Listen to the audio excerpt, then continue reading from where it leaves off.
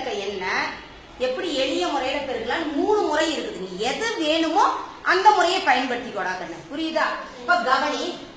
இப்ப இந்த 5 நமக்கு தேவையில்லை. நேற்று ஒரு இலக்க எண்ணால எப்படி பெருக்கணும்னு சொல்லி கொடுத்த ஞாபகம் இருக்கா? அதே முறைதான்.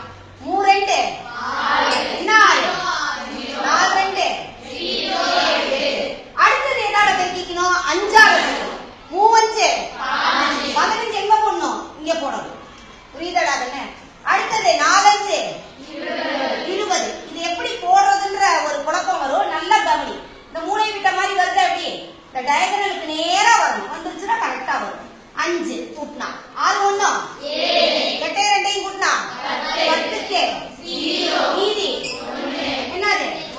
ரைட்டா? அதே மாதிரி இன்னொரு முறையிலையும் பெருக்கலாம். இப்ப கவனிட இதுல நல்லா கவனிடாக்கன்னு இங்க இருக்கக்கூடிய 1ஆம் ஸ்தானமும் 1ஆம் ஸ்தானமும் 3 5 15க்கு மீதி அடுத்தது 10ஆம் ஸ்தானமும் 10ஆம் ஸ்தானமும் 4 2 8 ரைட்டாடா?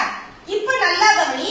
உள்ள இருக்கக்கூடிய 2 எண்ணையும் பெருக்கிற 3 2 4 5 26 26 1 27க்கு மிச்சம் 8 2 10. கரெக்டாடா கண்ணு? 2 விடையும் கரெக்டா இருக்கா? அதே மாதிரிதான் அடுத்தது இன்னொரு முறையிலேயே பெருக்கலாம். நீங்க 2 இலக்கம் வந்திருக்குதா? அப்ப இப்படி கட்டம் போட்டுக்கிறேன்னா இல்ல ஒரு சின்ன ஒரு காரியம் செய். இப்ப இந்த மூளை விட்ட ஒண்ணு லேசா வரைஞ்சு போடாங்க. இல்ல என்ன பிடிக்க நீ மூளை விட்ட ஒண்ணு. ஏன்னா நம்ம எப்பவுமே 2 2 இலக்க எண்களாக எழுதினாதான் கொஞ்சம் பரவாயில்ல. நல்லா கவனி. 4 2 என்ன 8 0 8 4 5 20 3 2 0 6 3 5 கொஞ்சம் கூட்டுறத கரெக்டா கூட்டணும்.